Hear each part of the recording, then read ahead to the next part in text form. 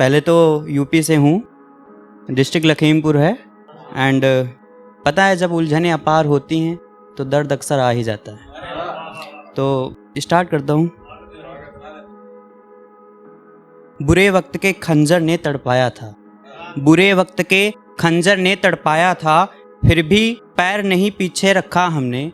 बुरे वक्त के खंजर ने तड़पाया था, फिर भी पैर नहीं पीछे रखा हमने। गद्दारों की नई साजिशें सुन सुनकर, गद्दारों की नई साजिशें सुन सुनकर हर दिन नई तरीकों से सीखा हमने। और शुक्रिया शुक्रिया। और असमंजस में खुद हो जाता कभी कभी, असमंजस में खुद हो जाता कभी कभी, दर्द रिहा कर दे मुझको तू थोड़ा सा। असमंजस में खुद हो जाता कभी कभी, दर्द रिहा कर दे मुझको तू थोड़ा सा। अब मैं सुकून की नींद ढूंढता हूँ कब से, पास मेरे बस में आ जाए थोड़ा सा। शुक्रिया। और लिखा है 4 पंक्तियों से सुनाना चाहता हूँ कि आसान सफ़र भी कटता नहीं है, आसान सफ़र भी कटता नहीं है, एक दोस्त की कमी हर पल सताती है। आसान सफ़र भी कटता नहीं है, एक दोस्त की कमी हर पल सताती है। जो कुछ दिन ठहर कर चला गया था, यार उसकी बातें बहुत याद आती हैं। और लिखा है कि ज़िंदगी के हर मोड़ पर उसका इंतज़ार रहेगा, ज़िंदगी के हर मोड़ पर उसका इंतज़ार रहेगा। वो भले भूल जाए पर मेरा दिल हमेशा बेकरार रहेगा। कभी तो एहसास होगा ही अपने यार की दोस्ती का, जन्मों जन्मों तक ये दिल उसकी दोस्ती का तलबगार रहेगा। और 4 पंक्तियों से 4 पंक्तियां पेश करता हूँ कि तुम्हें क्या एहसास होगा मैंने क्या खोया था, तुम्हें क्या एहसास होगा मैंने क्या खोया था, अपनी मोहब्बत से दूर होकर मैं दिन रात रोया था। तुम्हें क्या एहसास होगा कि मैंने क्या खोया था, अपनी मोहब्बत से दूर होकर मैं दिन रात रोया था। और नींद उड़ा के न जाने कहाँ चला गया, आज कई अरसे बाद मैं थोड़ा सोया था। और 4 पंक्तियों से स्टार्ट करता हूँ कि तुम्हारी बेरुखी ने मुझे खुद से अनजान कर दिया, तुम्हारी बेरुखी ने मुझे खुद से अनजान कर दिया। बाहर से तो ठीक दिखता गया यार, पर अंदर से तुमने मुझे शमशान कर दिया। खबर शुक्रिया। खबर हुई ही नहीं, इतना बदनाम कर दिया। और दिल के राजों को बताए बैठा था तुमसे, तुमने चंद लम्हों में मुझे सरेआम कर दिया। शुक्रिया भाई। और लिखा है कि सबकी आंखों में तो नींदें थी, सबकी, आप सभी की, थक गए होंगे तो ऐसा लगता होगा, थकान में आ जाता है कि लिखा है कि सबकी आंखों में तो नींदें थीं, पर मेरी आंखों में सिर्फ यादों का समंदर था। सबकी आंखों में तो नींदें थीं, पर मेरी आंखों में सिर्फ यादों का समंदर था। यूं ही बीत गई रातें जगते जगते, इस कदर उसका प्यार मेरे अंदर था। और सबने खामियां गिनाने में कसर नहीं छोड़ी थी, सबने खामियां गिनाने में कसर नहीं छोड़ी थी, फिर भी दिल उसकी तरफगारी में मचल रहा था।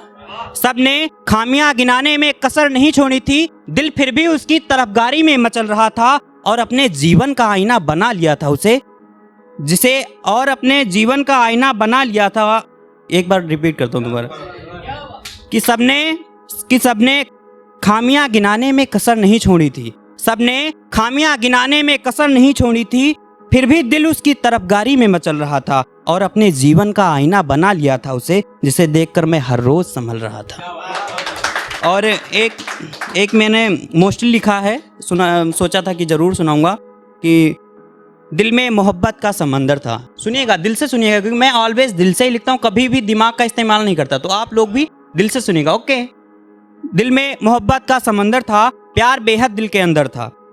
अब हम भी उन गलियों से गुजरने लगे थे, मुस्कुराकर देखकर फिसलने लगे थे। काम हर दिन का ऐसे ही जारी था। मेरा पापा भी एक मंदिर का पुजारी था। वो कहते थे लड़कियों को देखना पाप होता है, भगवान का बहुत बड़ा दिया हुआ श्राप होता है। ये सब सुनकर सिर चकरा जाता था। जब सोते थे फिर उसका ख्याल आ जाता था। और जर्रे जर्रे को इस तरह मैंने अपनी मोहब्बत में तब्दील कर दिया, और उसी लड़की ने मुझे भरे बाजार में जलील कर दिया।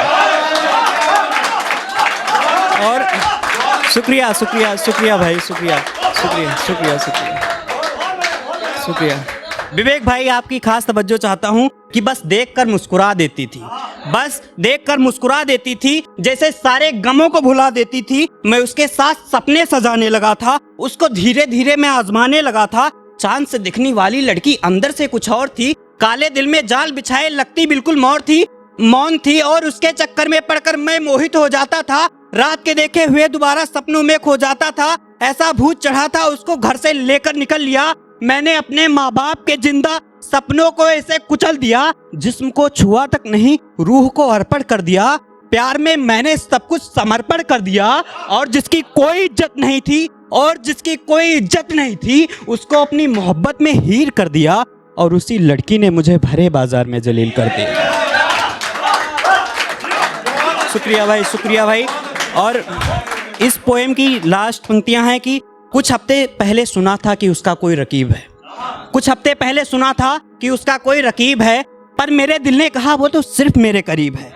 धीरे धीरे उसकी सच्चाई का पता चलने लगा था, दिल फिर भी उसकी तरफदारी में मचलने लगा था। धीरे धीरे उसकी सच्चाई का पता चलने लगा था, दिल फिर भी उसकी तरफदारी में मचलने लगा था। शायद ये मेरी पहली मोहब्बत का खुमार था, प्यार वाकई में उस लड़की से बेशुमार था और जिंदगी के पहिए को इस कदर उसने कीचड़ में गिरा दिया।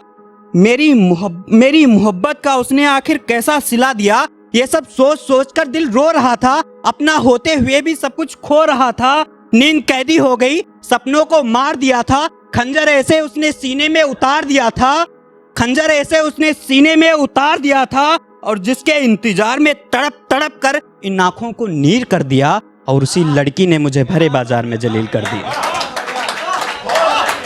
शुक्रिया। और सर एक लास्ट मैं सुनाना चाहता हूँ, आप सुन लीजिए। मेरे लाख जोर लगाने पर उनकी मोहब्बत आहिस्ता आहिस्ता बढ़ने लगी थी। वो मेरे करीब आने से थोड़ा सा घबरा रहे थे, बस यही कमी उनकी मुझे खलने लगी थी। मेरे लाख जोर लगाने पर उनकी मोहब्बत आहिस्ता आहिस्ता मेरे करीब आने लगी थी।